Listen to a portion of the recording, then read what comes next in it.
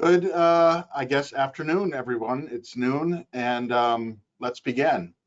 This is the Farm Credit Ace 2024 Maple Industry Outlook. Before we begin, a couple of housekeeping notes. This webinar is being recorded. The webinar recording and the slides will be available at farmcrediteast.com/webinars. Scroll down to see all our upcoming webinars as well as recordings of past webinars. And typically we share the slides as well for each webinar. Our presenter today is Mark Cannella from University of Vermont Extension and a well-known expert in all things maple and maple syrup and sugar. And if you have questions of the presenter, you should be able to go to your GoToWebinar control panel. On the upper right-hand side of your screen, there should be a red arrow. If you click on that, that'll expand the panel.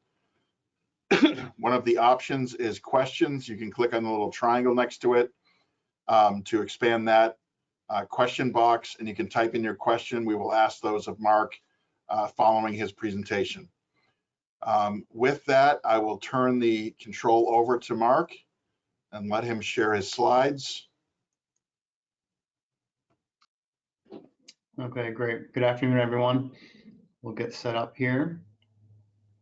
Show my screen, and it will take a second to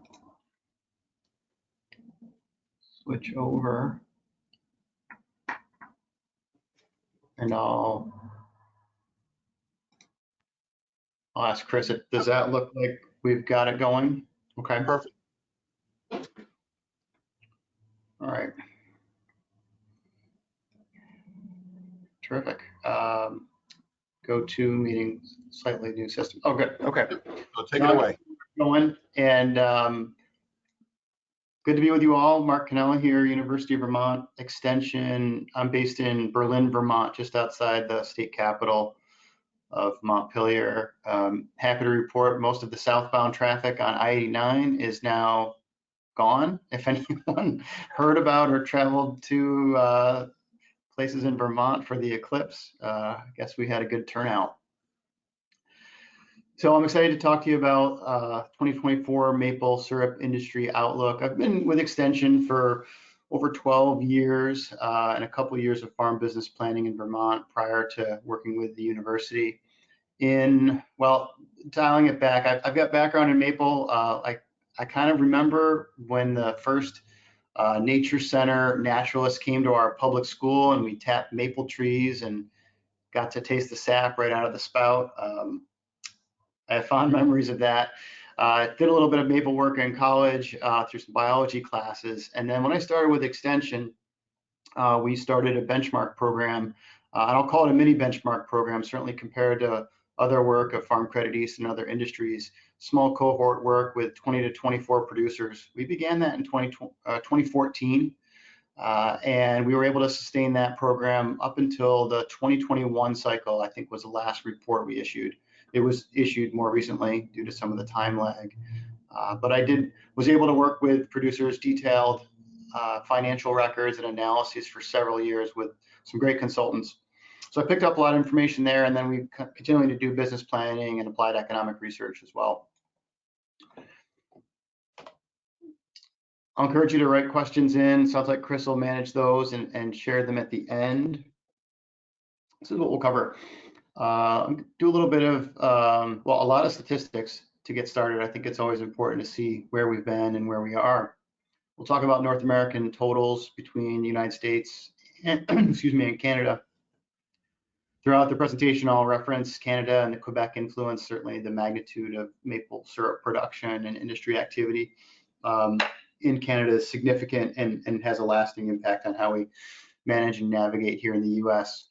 I'll share a little bit on US production trends as well as economic activity. Number of topics here that interweave between price dynamics and the markets, market growth, and then also producer viability.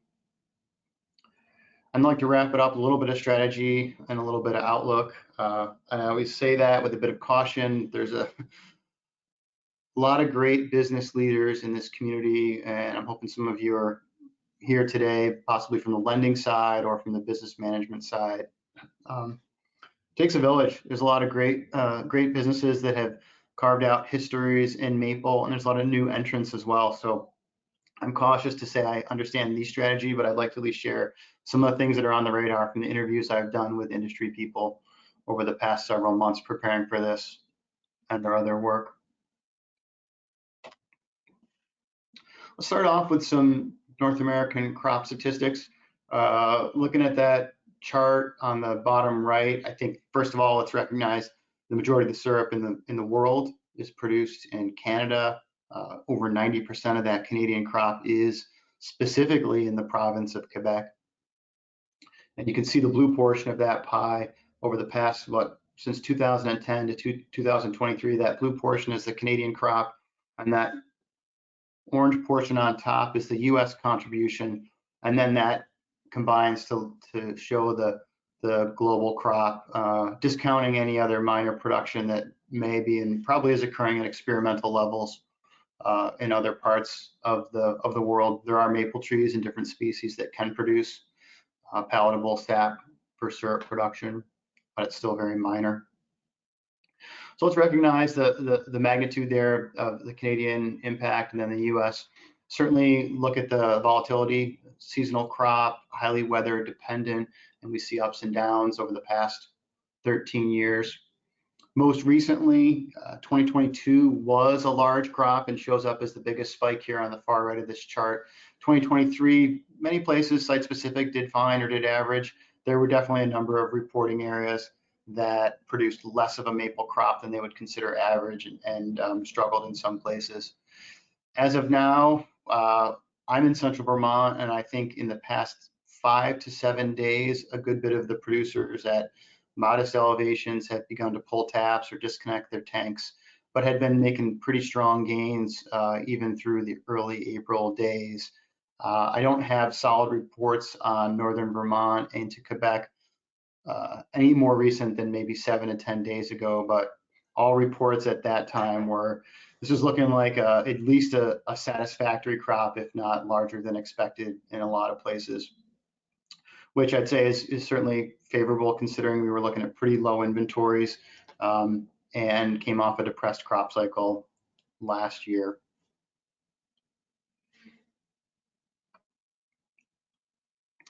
Looking at this a little bit different, this is going to be just US statistics, sharing information from the USDA NASS service. Commentary, if you haven't heard it before, there's an ongoing effort in the maple community as this industry matures to improve the statistical reporting and the participation rate amongst producers. By all accounts within the industry, a lot of folks would say that this information is underreported. 20, 30, some people say even 50% underreported, depending on if we're talking values or tap counts. But I haven't really heard a lot of people dispute the trends. So let's not get too caught up in the numbers here, but let's certainly emphasize the trends and the growth trajectory. And we're working on it. I'm on a part of a committee. We've had a great relationship with the USDA and have revamped the statistical survey instrument over the past 2.5 years. And so if we can continue to get better participation, this industry will get more accurate as we go. So looking at this, again, US maple taps and syrup production, that black line with the orange dots is going to look similar to the chart you just saw. That's going to be the production of syrup measured in gallons on this scale. And this is a 20-year spread ending with last year's down crop in 2023. And just a couple points, right? We see volatility, we see uncertainty on an annual basis. We certainly see growth, significant growth.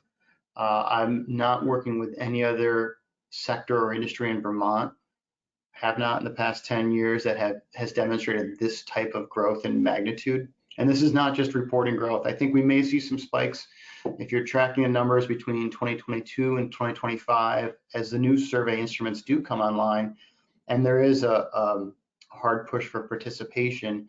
We may actually see some increases that could be related to the process and the methods of the surveys. But going back to 2002 there, and you can see level production until about 6, 7, 8, and then you can start to see these major bumps 2007 and forward. So certainly a growing industry, a growing volume of product in the marketplace, and growing markets. Looking at some of the U.S. key states, the top three: Vermont, New York, and Maine. Vermont, almost 50% of the crop. New York, about 18 to 20, and Maine at 11. I'll put up another chart in a minute on the U.S. tap count. It's generally been holding at around 14 million taps plus or minus over the past few years, and I'll talk a little bit more about that. I think it's notable to mention Wisconsin. Wisconsin's still quite small in comparison to the top three states as far as production, but the recent U.S. Census report that included both 2017 and 2022 data showed a 29% growth in Wisconsin, one of the largest growth states. So again, a small piece of the pie that's growing fast. It still stays a small piece of a pie for a while. But I think as people consider the U.S. industry development, we're mindful of a strong legacy in the Northeast, and certainly a strong forest typology in Vermont and New York, but not unaware that states like Michigan, Minnesota, and Wisconsin certainly have viable forest lands for maple production. And I'd say demonstrated success in management as well. Just tends to be more minor crop compared to other industries that they have available. So here's that tap count again. Go a little bit at the statistics just to say that I think people will scratch their heads and look at maybe 2018 on this and say, how did we go from, you know, just under 14 million and then start to drop in taps? That doesn't seem right. So I put a 5-year moving average on that, try to wash out a little bit of the ups and downs. It could be a function of participation year to year. You can certainly see the upward curve.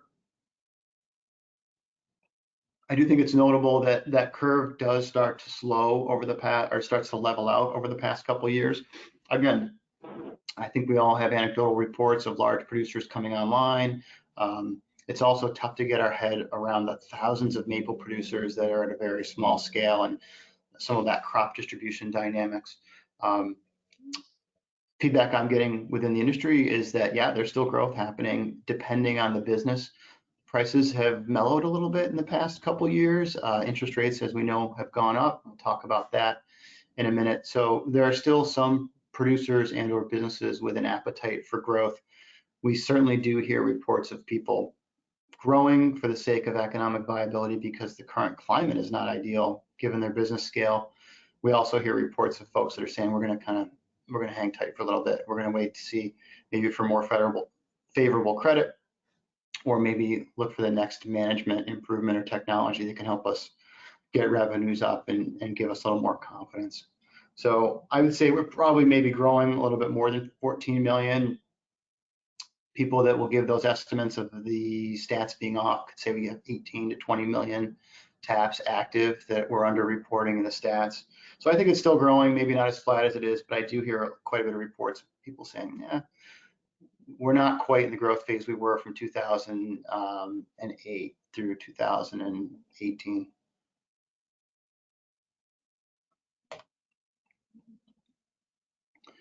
So I want to look at the value of U.S. production over time again, just a little bit of a walk down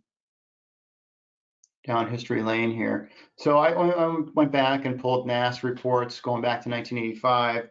I think it's notable that these reports, those asterisks, they only include New England states plus New York, which I get a chuckle out as someone from New York. I always love how New York's kind of the add-on, conveniently added or not added, depending on what New England states are trying to leverage politically.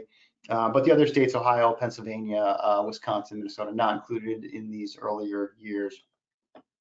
And so if we start there at 85 at around 19 million, $20 million in economic value, kind of farm gate value, we've got a crop size there, and then we bump forward, and then say we start look at 2000, we got 34 million, right? We're starting to get 2000, 2005, almost twice as much of a crop here, so a doubling there in economic value. Then we go to 2015, we're starting to bump up 125 million. You can see our crop magnitude has grown quite a bit. And if we take that last reporting year, 2022, 171 million, just look at that magnitude of growth in the past 25, 30 years of activity. And then certainly consider if we're under reporting by 30, 40%, quite a bit of economic activity in a lot of rural northern forested areas. So small by global or national standards compared to other commodities, but significant in these northern forested areas for sure. I think notable from a statistics standpoint, we are starting to track sap sales. This was the first reported year from USDA in 2022. You can see the top line, they're tracking the thousands of gallons of sap. Vermont, probably the most integrated state, I'd say, with business-to-business transactions, people that are producing sap exclusively and then selling to syrup processors, is the leading state as far as sap sales. I think, disclaimer on this only represents like $2 to $3 million worth in value. So not trying to say this is a game changer as far as economic magnitude, but it's something that was intentionally put into the new statistical instrument in order to recognize that business-to-business transactions is definitely an evolution of this industry. It's not a new practice. It's been going on for 100 years if we look back at the history. But when we start thinking, I think specifically today about investment, capital, access to new business entrants, this is a capital intensive business, modern maple, quite capital intensive. The concept of a sap only enterprise and excluding or not requiring the investment of the sugar house facility, evaporator technology, inventory of product, and syrup marketing cuts a dramatic amount of investment out of the proposal for a new entrant, and certainly makes it accessible for people. If we're looking at recruiting a younger generation of business owners, I think it's really important for the industry to recognize different access points. And so interested to track this one. The SAP sales number is still pretty low, but let's not lose sight of those different business models that are going to be appropriate for different people and different participants. I mentioned earlier Quebec. I won't get into a full background on the PPAQ, formerly known as the Federation, the Quebec Maple Syrup Producers Association, but important to note how their magnitude and their strategic planning influences the industry at large. So on the right here, we've got a chart of North American maple tap count using, I went back a few years for the best stats that were consistent, but in 2021, both US and Canada had posted their tap numbers, and you can see US in 2021, they're in red, all Canada in 2021, and see that magnitude, 3-4 fold more taps. Important to know, the statistics will show generally that US producers can be getting higher yields in a lot of cases. So maple tap in Quebec is not necessarily as productive as, say, a maple tap in really competitive Vermont regions. Still, the magnitude is significant. The PPAQ manages a quota allocation. They have a process for managing how much syrup is produced, how much can be brought into their strategic reserve, and then managing the marketing via pricing and certainly collective promotion. They've announced several tap expansion allocations in the past several years.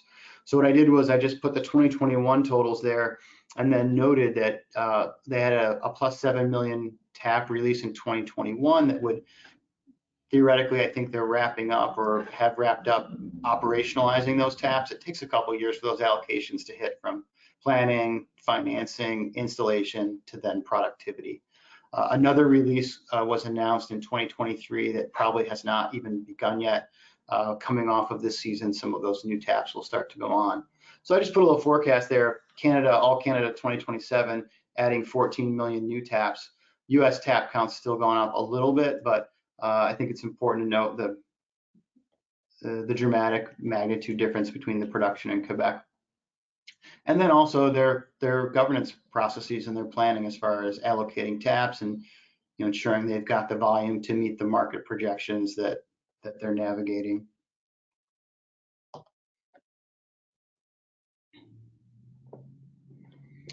I'm assuming we've got some bankers, some lenders, or some hopeful borrowers on the program today.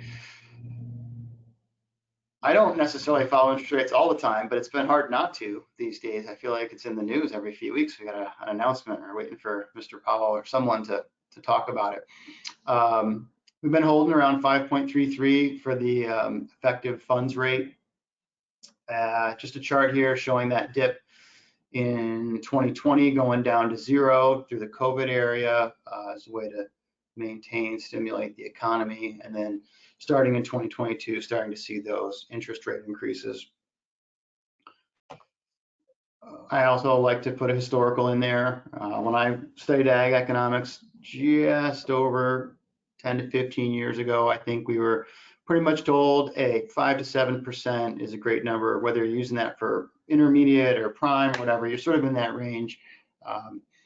I was around. I wasn't borrowing money in 1980, but I was just getting around on my knees, probably crawling. I think it's good to look at this historically. We'll hear some chatter through the industry of, oh, the cost of capital is going up, and then I'll talk to lenders, and people will kind of nod their heads and say, well, we've been through different decades. I'd say we're still at a pretty appropriate capital cost level.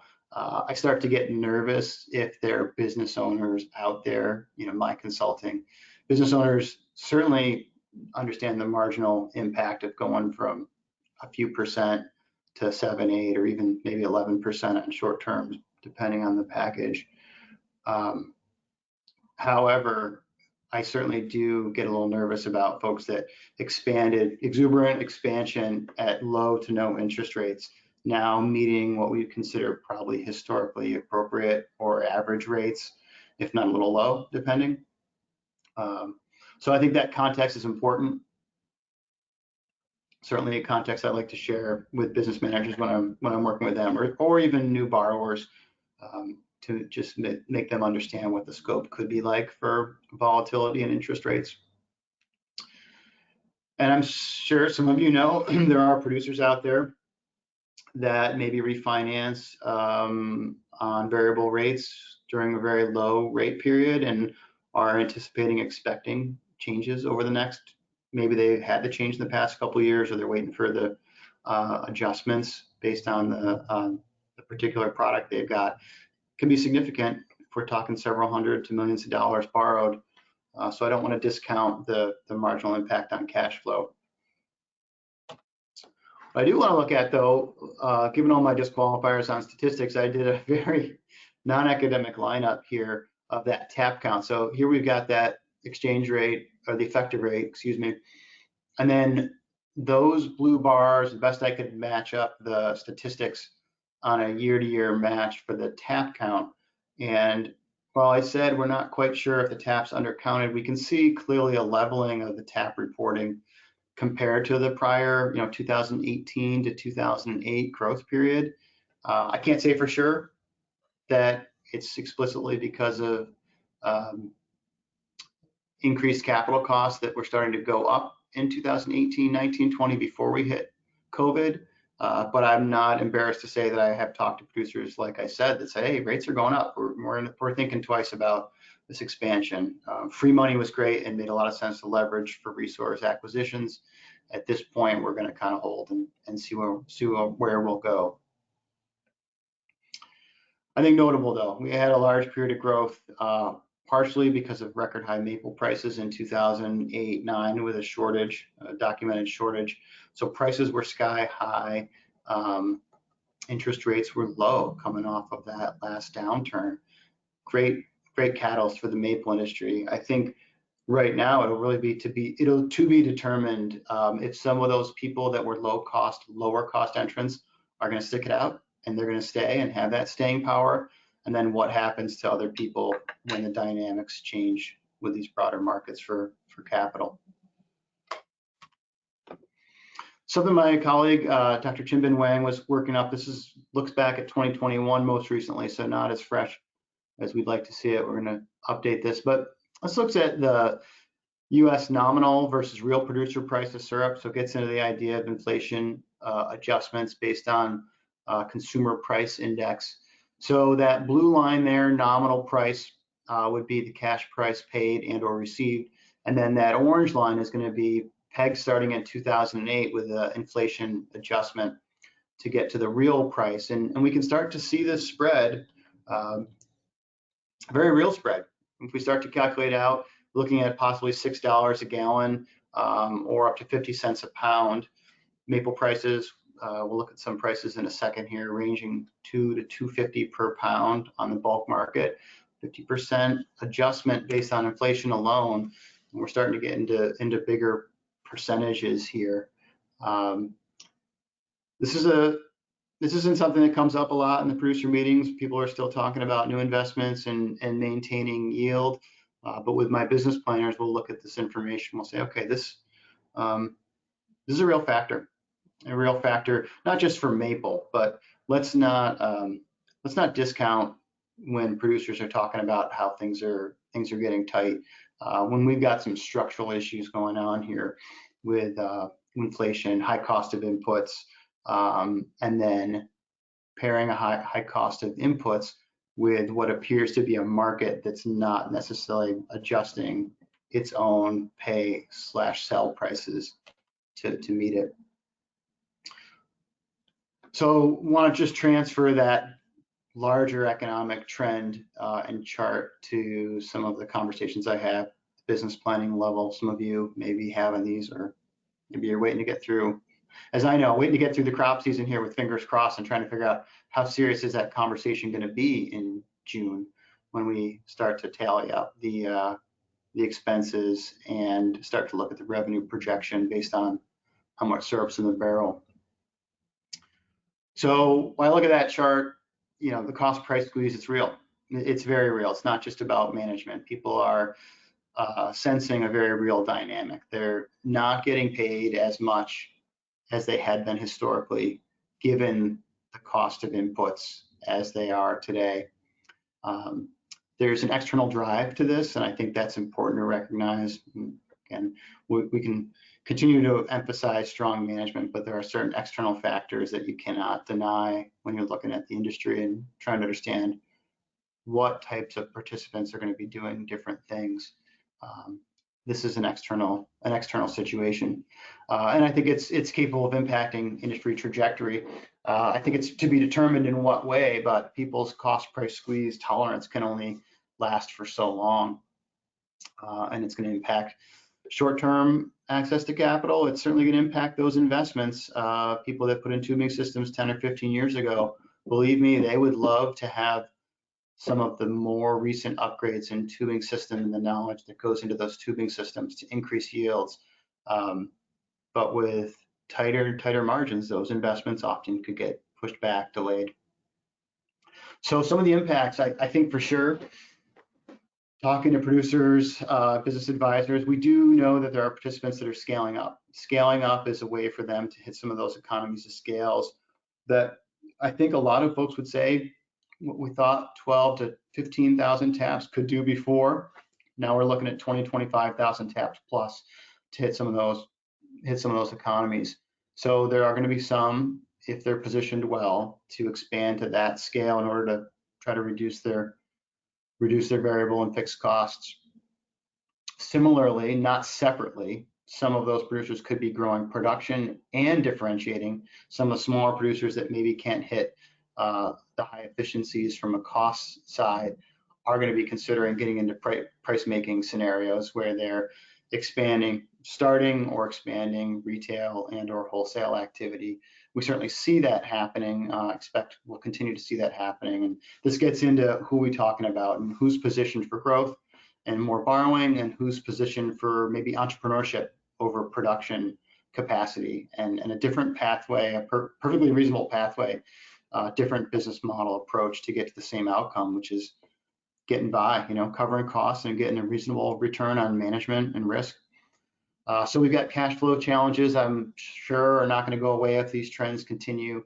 And I think I mentioned already just the idea of investment risk and those that are going to say, I'm not quite sure if I'm ready to borrow in this magnitude or if I'm going to wait out a little bit longer.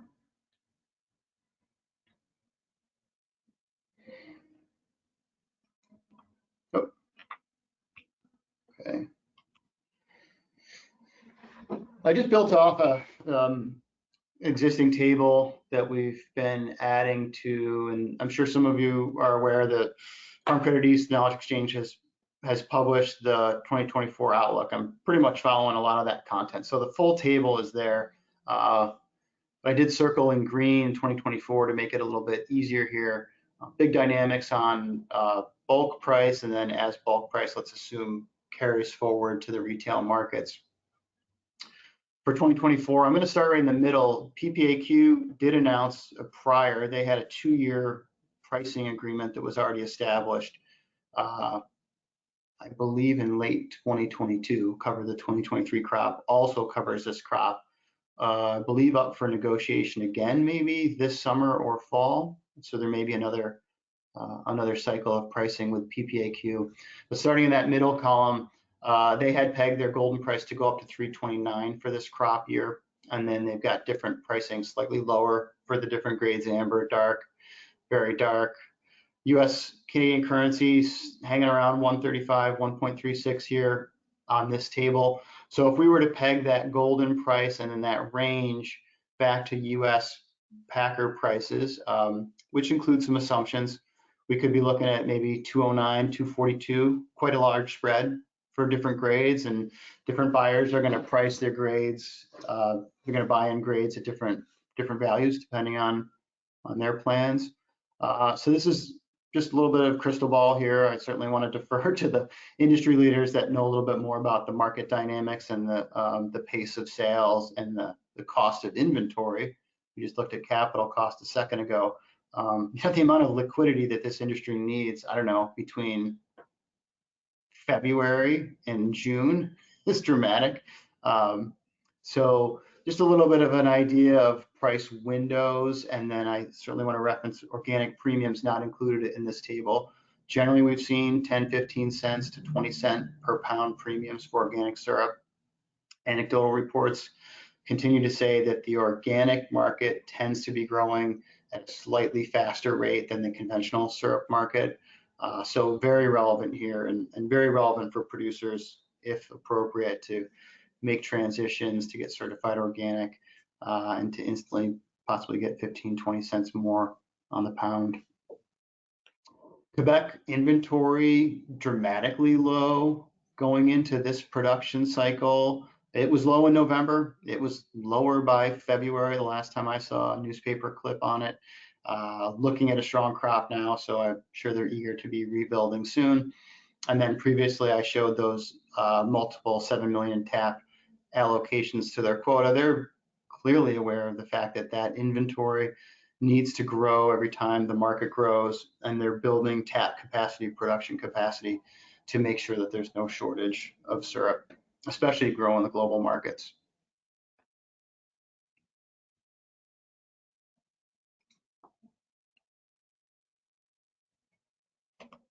Yep. There we go. All right, so where are the market growth rates? Previously, wicked hot is what we were hearing. COVID certainly had some curveballs and some volatility, unpredictable. But 2020, 2021, dramatic increase at food at home. Clearly, there were some disruptions to food service, restaurants, and travel. But by all accounts, the growth in food at home, the growth of food preparation was a dramatic boom to maple marketing. Unfortunately, by the end of 2022 into 2023, we were starting to hear reports that that growth was not that things weren't growing, just not growing at the same rate.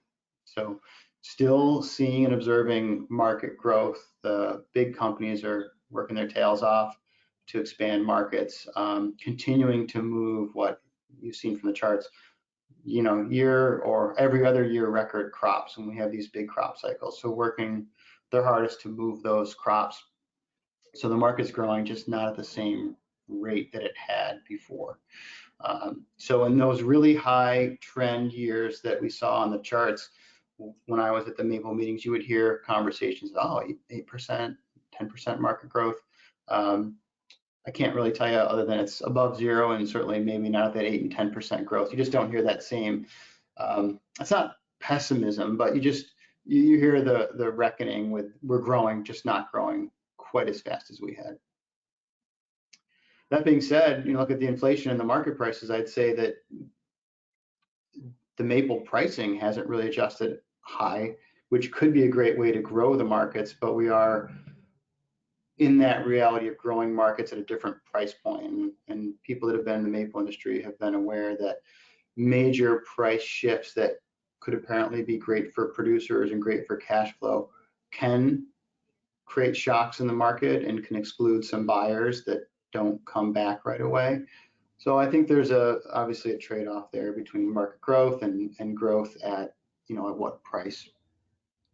A couple comments on growth too, like that with the inflation, cost of living is still up. And so if we're back at work and we don't have time, we don't dream of cooking at home as much, and we're getting a little tighter, it does make sense that a high cost sweetener is going to be a bit lower in demand. Also notable from a few of my industry contacts, the U.S. doesn't have nearly as much of an export influence that Quebec has, and Quebec has just published more recent stats on their expanding imports or exports into other parts of the globe. But important to note, we've got higher inflation or have had higher inflation in Europe, and those kind of factors are not going to help maybe the U.S. developing more of an export marketplace right now. Quebec is still working aggressively on other markets for sure, but we are contending with some inflation that's even higher in those other regions.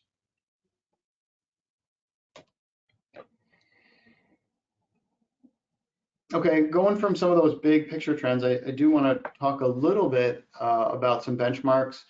Benchmarks for startup enterprises, expansion, as we've mentioned, is on people's radar. And then I think it's becoming more common to hear about business transactions. We can expect more, I would say. Maple is not that different than other agricultural sectors. We've got an aging owner population. I think our last survey pegged the average owner age for maple at least 58 or over 60, and that was 5 years ago when we did that work. So we're in the mid 60s probably for business owner operator age. Succession planning, transfer planning, it's a concept we've talked about for decades in agriculture, and the idea of a transfer often assumes there's a family member that wants to take it, contribute sweat equity, potentially request a discounted sale from parents to have access to the business. However, understanding the dynamics of maple and business in general, business purchases, purchase and sales agreements are just as likely of a way to maintain an enterprise. I think, I'd say from an emotional standpoint, the idea of a business sale, I think, can challenge people's concept of legacy, tradition. I think it's a great way to make sure that you've got the right owner with the right management, the right access to capital, the right expertise to run a modern maple business. However, it can be a change from people's mindset of family legacy and long-term land stewardship. Well, we need some benchmarks, whether it's in family or out of family. People are going to need some benchmarks. So chart you've seen before if you read my reports. We've looked at intermediate assets, not including real estate, just done balance sheet work, historical cost methods, and have seen roughly $55 per tap over the past several years is a pretty good average. And that's kind of mid-maturity businesses, often businesses that are got a little more equity than borrowing out there. But I like to use $55 a tap. The chart here shows some different breakouts of investment per tap at different scales. Remember, I said this was small cohort work. There isn't 30 people in the 5,000 to 8,500 tap category. There could be 4 or 6, and the same with the other categories. I'm hesitant to say that there's something more expensive about running a 8,500 to 15,000 tap enterprise from an investment standpoint. I think that was probably a little bit more of the participants that we had contributing data. I don't think that there's an enormous economies of scale at 15,000 taps plus. There may be at 60,000 taps plus, but I think some of this is subject to who we had in our studies at the time. So I encourage people $55, $60 per tap before real estate is a great benchmark to understand how much capital do I need to get into this game. And I would think that number may be going up for sure, especially as some of the technology gets more expensive, more productive, but a capital intensive setup. For folks that do depreciation numbers, we've seen, I think, 18 to 24% of production revenue go to depreciation. Definitely a higher factor than if you looked at other industries that may be 6, 8, 10% of production-based revenue. So a capital intensive endeavor given the revenue generation. And then also given the seasonality of it, there's a lot of capital tied up that isn't productive for 8, 9 months of the year if it's the processing and harvesting capacity. Okay, so on the revenue side of forecast, I think this is a question I've been getting a lot as well from people that are looking at either buying, looking at expanding, trying to go from 2,000 taps to this 15,000 tap target to run a fuller time business. Average sales per gallon equivalent is a number that I use in my advising, looking at the whole crop and then trying to understand different package size, different market channels. What's your price tag average across the whole thing? Retail businesses, we see $85 to $95 per gallon equivalent. This factors in the half pints that are $120 a gallon equivalent and the gallons that we're hoping are selling for $60 at least a gallon. Not a big fan of $40, $35 a gallon syrup. There's nothing left there for management and labor at that level. Just enough to get the syrup in the jug. Retail and wholesale is going to be that middle ground where you're doing a little bit of retail, and then you've got some wholesale mixing in there, some case counts and some volume. So I put 40 to 60 per gallon equivalent. And certainly depends on the market mix, but it helps people at least get down from that $85 target and more realistic if they're going to be looking at some more business-to-business sale channels. And then, as I mentioned earlier, bulk sales, depending on the year, depending on the U.S. Canadian exchange rate, looking at maybe $210 to $240 per pound. I'd love it if people could get paid $235, $240 per pound. I think that's a reasonable place right now, given what production can be and what some of the cost structure could be. I'm very aware that $220 is probably a reasonable place to run projections, given the dynamics we've seen with pricing. So I got just a quick scenario here, but I did this at a 10,000 tap scale, so folks can cut this in half if you're looking at 5,000 taps, and you can multiply it by 3 if you're looking for 30,000 taps. I think some of the best managers that I've seen go into business or adapt businesses at scale talk about this 80-20 market mix scenario, this idea of retaining 80% of your crop, continuing to go through bulk channels and let those professional sellers and distributors do it, and then maybe get from 10 to 20% of your crop retail. So I'm going to tally up some numbers here: 10,000 taps, 55 taps an acre, and then using kind of an average, 0.45 gallons per tap. Certainly higher than the statistics. The statistics include numerous amounts of lifestyle producers that draw those averages down. So this is still, I'd say, a very conservative yield estimate for what we would consider modern maple management, 5 pounds per tap at 0.45 gallons. Very common for folks to be able to get over half a gallon, 6 pounds per tap plus. However, with some of the uncertainty, the question remains, how many years is it going to be before we have maybe a below average crop due to climate or weather? Is it a 3-year or is it a 4-year cycle? So we can always plan with some conservative numbers. So if we take this 10,000 taps, 80-20, just to get a little reality check in the dynamics here, 80% goes out bulk sales at $220 or $225 a pound, could be 90,000 in revenue. And then that 20% that's preserved for retail activity. I know there's an enormous amount of costs to sell that syrup, but I like the fact that people will consider not trying to market all of their syrup at once. Start off at 5, 10, 20% of your crop and see how you can manage that. So 20% of that crop going out retail at high prices could be 80,000 in gross sales. Again, no cost here, but just giving us an idea, 10,000 tap operation, maybe $170,000 total cash receipts with this 80/20 model and start to blow that out a little bit, and certainly want people to get into the cost analysis as well. I don't really want to give you any information on profitability. There's so much entrepreneurship going on in this world, so much different levels of management, from production yields to really savvy marketing, that I'm just going to give you some of those nuts and bolts from the revenue side. All right, wrapping up a little bit on some challenges, some strategies, some positioning. Hopefully take a couple questions. These are conversations that have been coming up. I do these interviews every year. I start in the fall and winter, talk to the people that are producers, producer association leaders, some of the larger sellers, if I can get them on the phone. Climate change, people are aware. The North American Maple Syrup Council meeting in Massachusetts in October brought together the maple specialists from several states. We focused on climate change as a targeted thing to discuss. One of the really interesting things was a group of people recognizing that language matters, that most maple producers are concerned about their yields, concerned about tree health, and we recognize that the term climate change may not be language that they're all comfortable or in agreement with.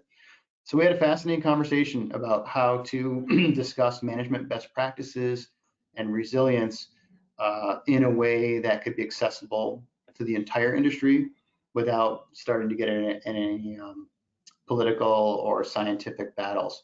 But it was a focus, and I'd say one of the coolest parts of that conversation was the recognition that so much of the technology and practices with tubing systems, with tap sanitation, replacement of spouts annually, there's so many things that are straight up yield enhancement management techniques that also have a great crossover to climate change or let's call it weather volatility.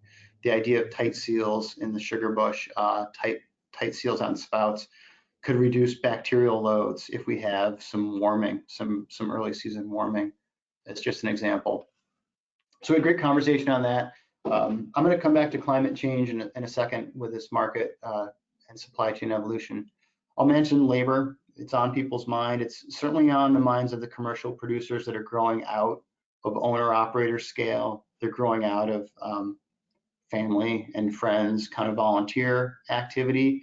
Getting into 15, 20,000 taps, you start to really get into hired employees, part-time or full-time.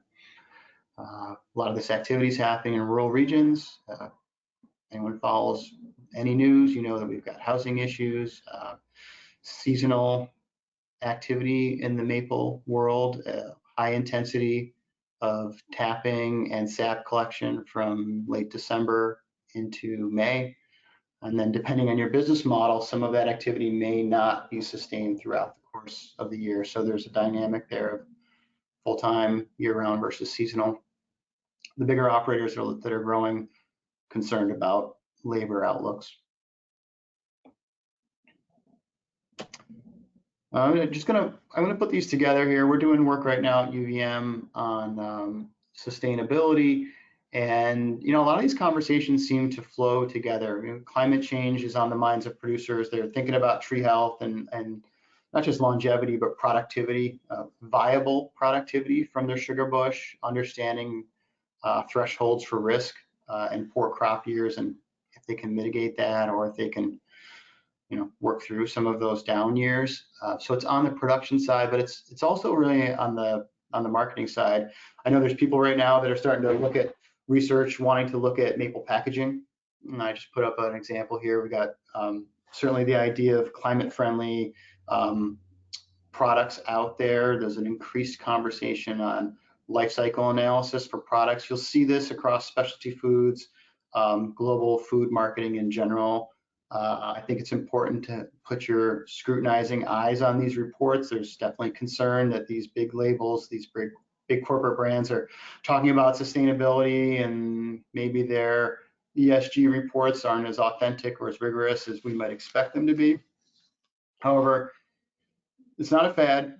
I would say it's a trend. Coming from a meeting of dairy industry leaders in New York last week, I would say the most impactful thing I heard was some of this idea of marketing climate friendly or positive life cycle, low impact products now appears to be a way to draw in consumers that are sustainable minded. Maple is a high cost sweetener, so we know we're in a demographic of the marketplace that they theoretically can afford to pay more if they want to, if they can be motivated. But the conversation last week was, wow, this idea of recruiting customers that are environmentally minded is great. However, are these going to be regulated activities several years out? And so from a positioning standpoint, I think the maple industry realizes they're a little bit behind some other industries on thinking forward, not just for skimming high value promotions in the marketplace, but preparing the industry to tell an authentic story that is going to meet the standards of 10 or 15 years down the road. And just an example here, classic maple jugs, virgin plastic, heavy duty caps, all those kind of things. It's a heavy product. Thinking about packaging, and I know that's on people's mind, and a big part of the conversation right now in the dairy industry was looking at packaging and light sizing, reducing weight, and looking at lower impact packaging. And I'm not to say that that's an easy fit for maple, but I'd say this is where other food industries are moving to improve their sustainability metrics and convey that into the marketplace. I'm just going to wrap up with highlight a couple of research projects that I'm involved in here at UVM. You might not be hearing results for 3 or 4 years. We're going to be doing some consumer demand research domestically here. We're also working on projects to do international consumer demand with partners in China and Japan. I'm continuing to work on maple policy, looking at different marketing opportunities that are available within the US and working with some of the producer associations to understand what works or doesn't work for their membership. I mentioned sustainability indicators. We've got a multidisciplinary team with foresters, economists, and some food system scientists that are looking at the different ways we can monitor sustainability in the maple world with the idea that we can start to track where this industry is and then ideally be able to watch the trends and demonstrate positive activity and highlight places that could use some work that the industry could target moving forward. I'm going to stop. Yeah, I'm going to stop there. A few minutes for questions, comments. Glad to take them. Sure, Mark. Thank you very much for your very informative presentation. Really appreciate it. I had a couple of questions come in. Let me just get to the right screen here. And I'm going to try to stop my screen share. Is that stopped now? No. Oh, okay. Let me just, there we go.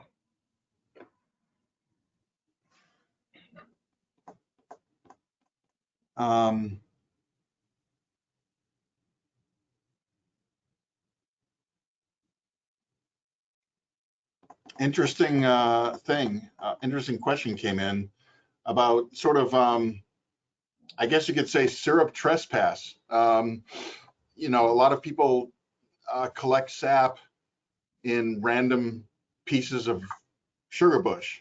Oh. And this example, I'll kind of paraphrase it there. They just moved into a property and found that there are all kinds of tubes and trees in the back and buckets, and they don't know who is tapping them. Is there any identification that's like unique to taps or a way to find out? Yeah, I guess you might have to stand by that tree. See who get collected in January and see who's coming around with a drill. That's unfortunate. Yeah, definitely. Boy, that's the first time I think I'm aware of that conversation about people nabbing a couple extra trees on the periphery, the periphery of a lease. You'll hear people talking about that. Boy, I wish you the best. I would think if it's an active operator, it can't be that tough to figure it out in a small rural area, unless it's legacy material that's been there for a few years or several years. Or they may have had an agreement with the prior owner of the property or something and didn't know it hands. Yeah, you can certainly go through and post your property and put your information there and see if they call you, but it doesn't sound like they've left their business cards. Yeah. Another question is, you mentioned that organic maple syrup seems to be growing a little bit faster than conventional.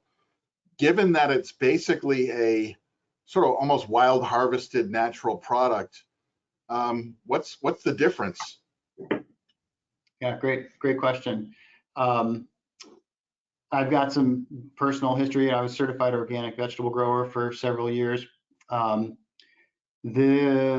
The sap, to your point, the sap is very much a single ingredient product, but the organic certification does a couple different things.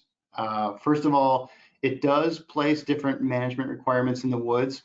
I think they're debatable, but there have been some different criteria for numbers of taps or tree diameter that, again, debatable, but they have attempted to maybe make some modest forest management prescriptions within the organic certification. Certainly some bounds, some prohibited substances, things are not able to be used. Prohibited pesticides or herbicides would not be allowed in the woods, similar to another agricultural product, which is embodied in the organic certification. And then also in the processing side of making maple syrup, the defoamer agent would need to be certified, which is problematic for some. Some sap chemistries don't necessarily agree with the organic defoamers, cleaning agents, things of that nature. So there are a number of steps there that the certification does hit. And then the two things I always emphasize with producers is a third-party verification is the acknowledgement that you're going to bring a third-party person in to oversee, check your records, check your systems. That is different than saying, I'm doing it this way and take my word for it. So there's a difference there. And then consumers. Yep. 99% of the population are not farmers. They don't know the details. They trust the third-party verification more than they may trust someone saying, I'm doing it the best I can. Yep. Another question about sap pricing. What are the prices you're seeing, and are you seeing a percent of sales more commonly? Oh, yeah, great question. I need my card here, right? Somewhere around 28 to 32 cents a gallon, depending on sugar content. And UVM we've got a nice chart there. And maybe I can put it in the chat. www.maplemanager.org. We do have a sap pricing card. And I'd refer to that because it's got a matrix of current market price for syrup, and then the sugar content of the sap. And then to the point about the percentage, I haven't done anything more recently, but traditionally a 50% revenue share had been accepted. And in more recent years, I think in the competitive regions, it has not been acceptable. Generally, the sap seller has been able to garner 60% of the revenue formula for the produced syrup. 65% is not unheard of. And a lot of that will depend on the region and the competition for sap and the magnitude or the size of the syrup processors that are quite glad to bring another unit of sap into their processing facility. And in those regions, 60-65%, a very common revenue share to the sap buyer, or to the sap seller getting 65% of the revenue. Okay. Another question about sugar makers and maple practitioners. Given that maple is often not a full-time job, it's something that people do on the side. It's very common, particularly for dairy farmers, to do it as a side business. What do you see with demographics of sugar makers? Do you see that they tend to be getting older and aging out, or do you see this more as like a retired, semi-retired job that more people are going into, or do you see like any real changes in the population of practitioners? Yeah, a great question, and that's, I think, a question we should keep asking every year. I see it all over. I love the fact that we've got a business model that can be seasonal, that doesn't require 365 days a year in the barn. It opens it up for people to have a complementary ag enterprise along with another private enterprise. So we see that, and And then this comes to the scale piece. I think we do have an aging owner situation. I mentioned the SAP only model is one of those models where not only is it seasonal, but it's a lower investment model for those new entrants. And I think this is where you get in two different directions. You get some people with capital and aspirations and all the pieces that want to go big and go full-time commercial and produce syrup for 3 months out of the year and sell it for 12 months out of the year. That's a different business model than someone who wants to do the work in the woods in their off time, hold on a different career, even at a large scale, 10,000 taps, and still work at a professional setting. We have those people. And then that syrup goes in barrels and it gets picked up and they're chip away at the woods through the next summer on their own time. So I think it creates a lot of different opportunities, and I'm really intentional of not sort of saying it's got to be a full-time kind of nostalgic model. It can be done in a lot of different ways. Finally, okay, we're at the 1 o'clock hour, so I'll just finish it up with one last question.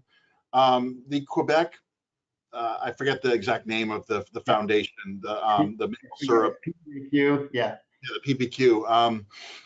The U.S. is essentially, I mean, it's been described as being a free rider on their supply management system. Do you see any possibly cross-border collaboration happening, or they're expanding their supply management to given the expansion in the U.S., or are we still just a decimal point to them? Yeah, great question. They do. They have a more evolved mindset of governance and supply management, market management, very different than the U.S. style, very different than the U.S. maple style. But there are, many developed and matured agricultural industries in the U.S. that use instruments similar to that to manage supply, manage collective marketing.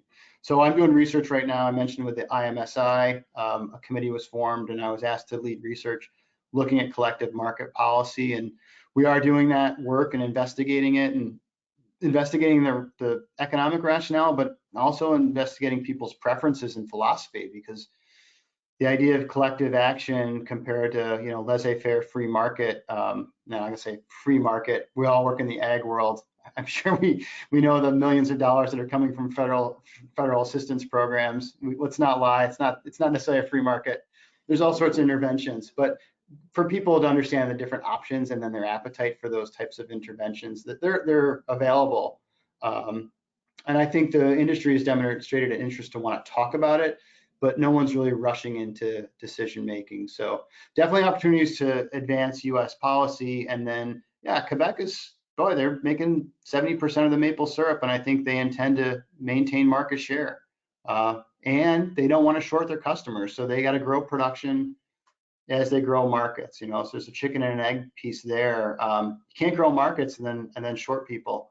That's not sustainable for the industry either. Okay. Thanks a lot, Mark. With that, we will wrap up. I'll just put a couple of closing notes.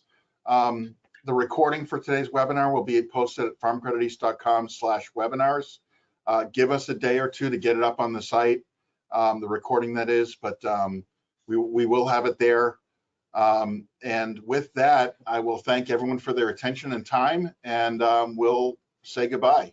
Thanks a lot, Mark. Take care.